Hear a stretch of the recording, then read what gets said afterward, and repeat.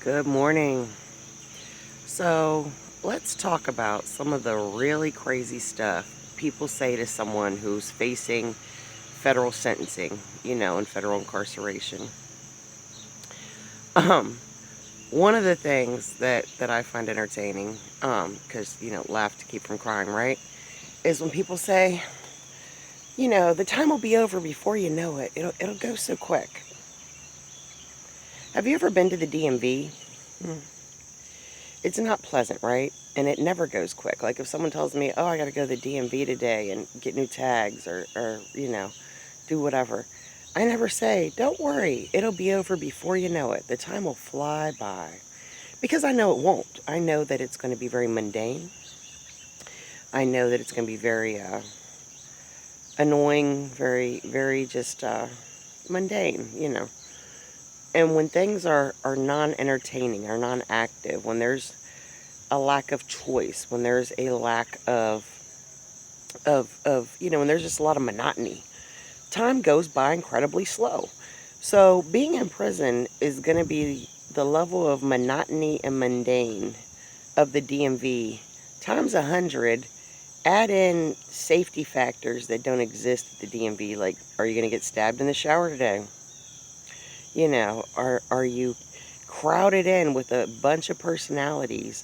Some who just don't like you because you're there. It's not, it's crazy. It is completely counterintuitive and nuts to tell someone who's facing incarceration, don't worry, the time will be over before you realize it, because it's not. Like, my incarceration may be over for you quickly because you're living in the free world and you have lots of choices and interesting things happening, and you're free. That it's not going to be the same for me. So that's a really goofy thing to say. Another thing people say is, hey, when you come home, you're going to be in great shape. I mean, you're gonna lose weight, you're going to get toned up. You're going to be the best shape of your life when you come home. That's great and probably true, but I can assure you, if I was going to lose 80 pounds, if that was like something that was a goal of mine, the least pleasant way to go about that, including like, homemade surgery in the kitchen with a butter knife, would be going to prison to do so. Because you get in great shape more often than not due to the fact that, you got all this time, you have nothing to do with it, you're bored out of your mind. Oh, and then there's the safety risk that is constantly, hovering over your head and fluctuating on various levels. So you get in shape out of boredom, but also out of a need to feel able to survive what may be coming down the pipe at any moment. So that's not exactly, I mean, that's like saying, oh, I heard you were going to get dropped in the jungle for 6 months. Well, if you live, you're going to be in the best shape of your life. You will certainly not be a person who has a high BMI when this is over. Congrats. That's about how much sense you make. Other people have said to me, you'll learn new skills. You'll just being in there, you'll learn to crochet. That's a big thing at the federal camp I may be going to. I gotta tell you, being in the free world and not being a crocheter is fine by me. Like, really, it's okay. Going to prison and the consolation prize is you learn to crochet. Not exactly a prize, in all honesty. Another thing people say is, oh, you're just going to get probation or house arrest, because if they wanted to lock you up, they would have done it already. That's cute, and it's logical. I get the logic, and I to somewhat agree with the logic, the principle of, if a person is clearly no threat to the community, yet alone if they're an asset in any way to the community, it makes no sense to remove them from the community. However, that's not how the criminal and justice system works. You could be a person who's lived a wonderful life for the last 20 years, who has done great charitable work and built orphanages and veterans clinics.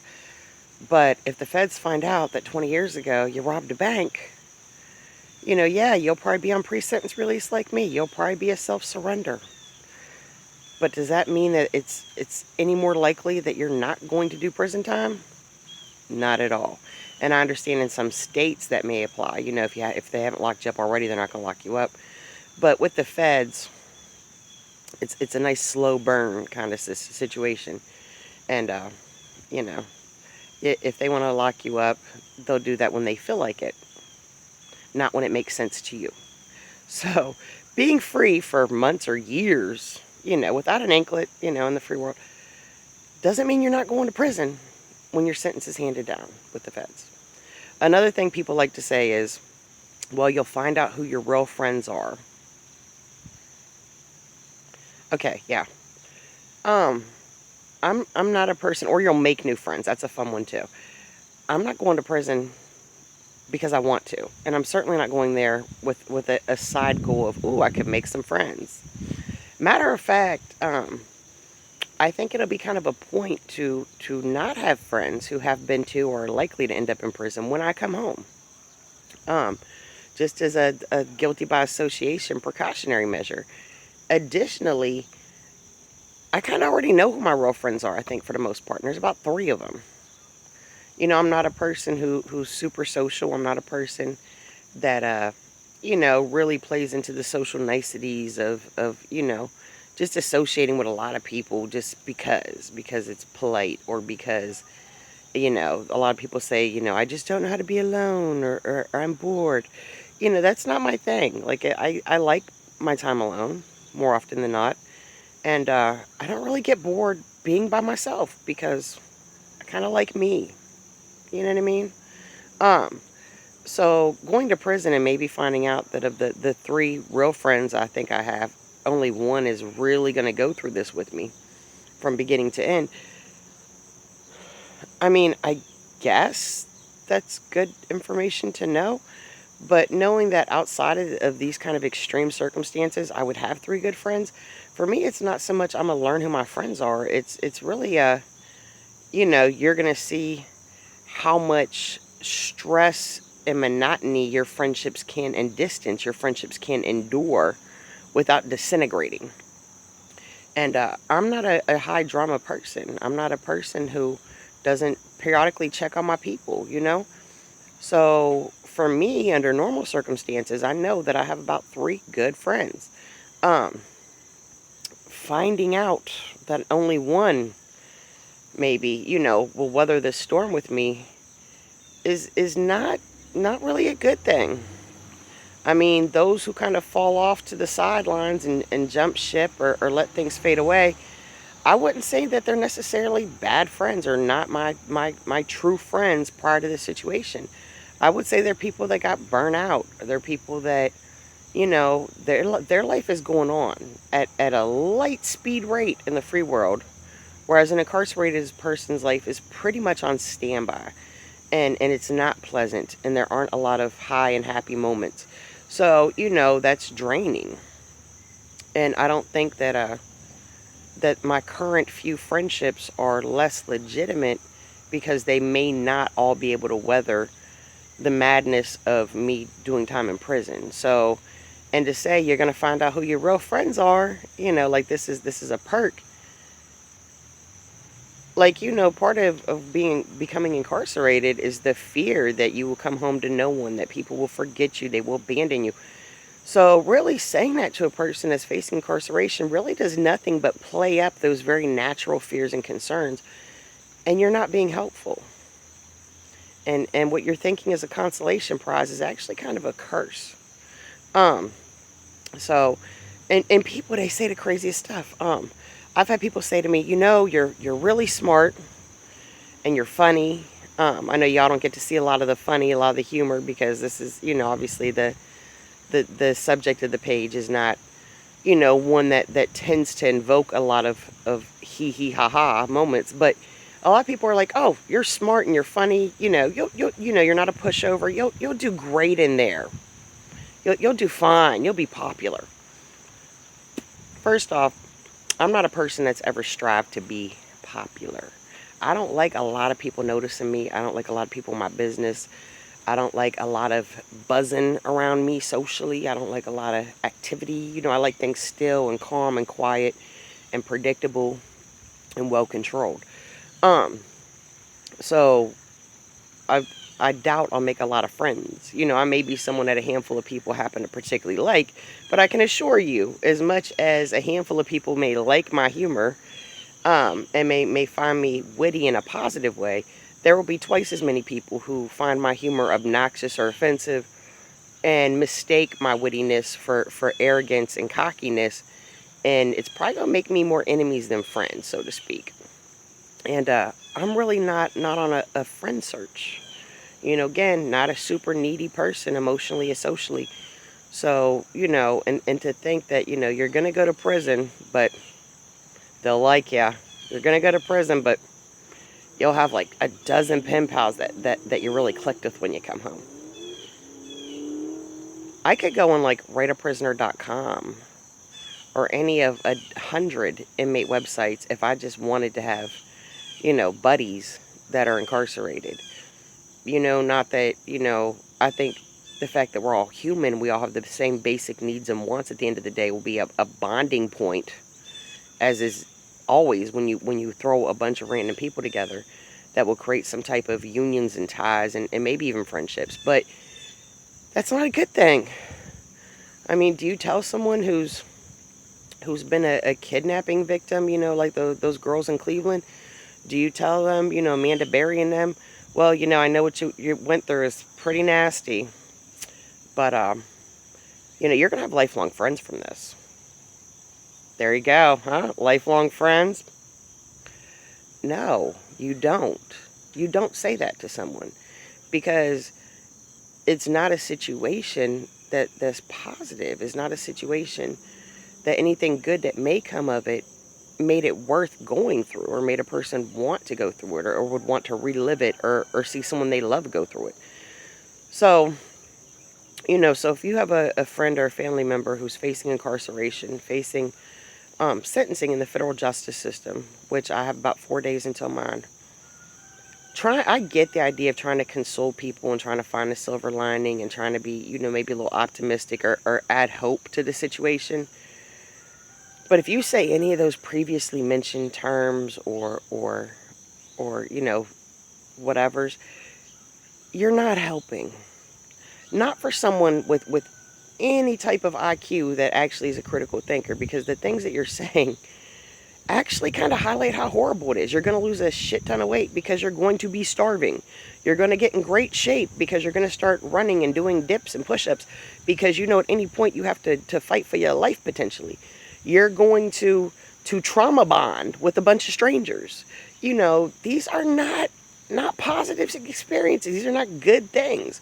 And if you're wondering, what can I say to a loved one then who's going through this that is actually productive, is actually helpful, that is true and positive? I would say remind them, as I remind myself many times every day, that your period of incarceration is a slice of your life. So you need to utilize that to really do a lot of introspect and build yourself up in every way possible, so that when that's over with, you come out the other side better. You come out the other side stronger. You come out the other side smarter, more educated, more well-read. Hitting fitness goals. You come out the other side, feeling better about yourself. Not needing as much help when you move into that first apartment when you come home, because, baby, you can lift some boxes. Or tell them, as I always tell myself, because it's going to be overwhelming. It's going to be intimidating. It's going to be, there's a real emotional roller coaster aspect to all this. And tell them, this moment is shitty, and I get it, and I'm sorry that you're going through this, but it's a moment. Slice of your life. And tell them you're going to get through this. You're going to be okay. You know why? Because you have to. And if you can't find it within yourself to be okay and to get through something for yourself on your own merits, then find someone or something that needs you to get through this, and make that your motivation. For me, it's my children and my parents and a couple of friends. I know there are people in this world who truly need what I bring to their lives. And I hate that they're going to have to lose that for a period of months or years, but knowing that I can return that to them, and it's something they need. brings me a lot of comfort. So if you're facing sentencing or incarceration, I'd love to hear some of just the really crazy things people say to you in their efforts to be nice or comforting or console you and be supportive. And you know, and what do you think, that someone could say to you that would be actually be legitimately comforting or supportive? I know for me, the concept of just putting this whole nightmare behind me, this is drug out. It's been 2 years since my door got kicked in, and it has been hell. I mean, there have been some good moments, but there have been mostly a lot of various levels and degrees of lows. Um, and it'll just be good to get my legal nightmare over. Once I'm sentenced, this thing is pretty much put to rest. Yeah, I'm gonna have to go to prison. Yeah, I'm gonna try for administrative remedy. I heard the other day from a friend about this 25% program that they're about to start screening, minimum level security level federal inmates for campers for. There's some potential upsides here, and I'm looking at no more than 4 years, which 4 years in the free world isn't a lot of time. 4 years in prison is like the equivalent of 10 years at the DMV. Um, so, but I know it'll be nice to know that there's a timeline for good or bad when this is over, and I can really truly live my life again and rebuild my life. So, and I think it's important that when we talk to our loved ones who are facing incarceration or are incarcerated, that we remind them that this is a temporary condition. It has an end. It has an end date more often than not. And you just got to get through the best you can to that point. And when that feels like something that's not feasible, then, divert your focus to planning and preparing for the life you want for yourself when all this is over, when it's come to an end and it's finally over with. Maybe there are educational goals you can be working on, maybe financial goals. And I understand in prison you're going to be, struggling for noodles probably, but, figure out how to get them student loans forgiven. There might be a program for that, something you can do via mail to apply. I think when you're an inmate, I think that actually is a venue to get student loans forgiven, because obviously you have no means to pay anyone back, and you don't even own yourself. You know what I mean? You're owned by the government. You're property of the government during that time. So there are things you can do. Do you want to get a certain degree when you come home? You might not be able to get it in prison, but you can certainly educate yourself more on the topic. Go ahead and meet some weight and fitness goals, because certainly it'll do you some favors to come home and have more strength and stamina, because baby, when you come home, you got a mountain of work to do, because you're starting with less than nothing to build and rebuild a life that brings you happiness and peace and joy. So, and take time to try to repair relationships even, while you're incarcerated. Maybe you have a former friend or cousin or someone who you lost contact with or had some falling out or kind of grew apart from, and it was petty, and they're genuinely a good person and a benefit to your life, particularly the new life you're about to try to build. Write them. They may not write back, but write them. Make an effort. And if you happen to reconcile some relationships that are mutually beneficial, don't be a person out here trying to use folks, but mutually beneficial, great. That's gonna be a heck of a convenient and beneficial tool for you on the next chapter. Do a lot of networking while you're in there. And I talk in my videos preparing for federal prison, I talk about the networking aspect and what that means and doesn't mean. I'm not saying find a new plug. I'm not saying find somebody who can cook some accounting numbers and help you scam. I'm saying find people. People have human connections. Friends, family, whatever. Find people who have connections that are positive and that are existing ties in their life that can be beneficial to your life. Whether it be employment opportunities, educational opportunities, mentorship situations, that type of thing. But, so I just want to make this video though, because last night, I'm not sleeping much at night now that we're really getting down to the wire, but I was thinking there are so many just crazy things people say in their efforts to be comforting or console me through this or be supportive that are just bananas. Oh, another good one is, you'll finally be able to write a book. You'll have time to write a book. Let me tell you something. I type with one finger, and typing isn't going to be much of an option in there. I mean, generally, it's going to be pretty low tech. And I won't have money, really, to just be doing all kind of random crap. Because everything costs you money in there. You know, especially in the Fed. And in the free world, I can dictate to my phone. I can voice to text a book, in theory, and edit it as I go, which is a lot more effective than a mountain of notebooks that I've handwritten a book in, or a bunch of, you know, a small manila folder of poorly typed, you know, script. So I can assure you, if and when I were to write a book, it would certainly not be while incarcerated. I mean, maybe if I was doing like life or something, I mean, you know, that would just be, at that point, you're doing pretty much anything to pass the time. But looking at up to 4 years, I can assure you that I'm not going to exhaust my resources and frustrate the bejesus out of myself by attempting to write a book. So, but those are my thoughts for today. Let me know what you think. If you've done time, what were some things that helped you got through? Maybe some thoughts, maybe some proactive things. You know, I look forward to hearing from y'all. So if you like the video, like the video. See that sound effect thing I'm working in there? I feel like it's kind of getting smoother. You know, feel free to subscribe, hit the notifications bell if you want notifications when new videos drop. As you all know, very soon, in a few days, I'll be sentenced. Probably about a month after that, I'll be self-surrendering to prison. You know, I will be gone for a period of months or years, most likely.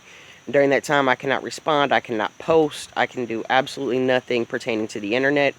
But when I come home or get on home confinement or go to the halfway house or however the heck, you know, I managed to claw my way out of that hole. I will certainly get back with all of you who have commented or emailed me. You know, my Cash App and my PayPal are in the description if you want to be supportive financially through all of this in any way. You know, even once I'm incarcerated, really your best bet is to go on the BOP, the Bureau of Prisons website. And they have ways you can send money to inmates via Western Union, MoneyGram, you know, through with money orders. They prefer postal. Different ways to do that if you want to be financially supportive. But you know, if that's not an option for you and PayPal and Cash App is easier, then go ahead and just keep sending money to those. I will leave my PayPal and my Cash App cards in the care of someone I trust. And, you know, once, you know, $20, $30 builds up on either of those, you know, it'll be sent to me. So, and I guess worst case scenario, if you know, if my PayPal and Cash App sit at like $10 or less until I come home, I mean, there's still my PayPal and Cash App, right? So, you know, that's something I got set up for myself, you know, returning into the world, that I have money moving resources, you know, at my hand. But so anyway, but hit the notifications bell if you want notifications when new videos drop. Otherwise, you may kind of miss it when I come home, whether temporarily or permanently. And, you know, and I can update you on what's going on then. So, good day, God bless, and fly high my phoenix is. And remember, you're going to get through this because you have to. And no matter what you're going through or about to go through, it is just a slice of your life.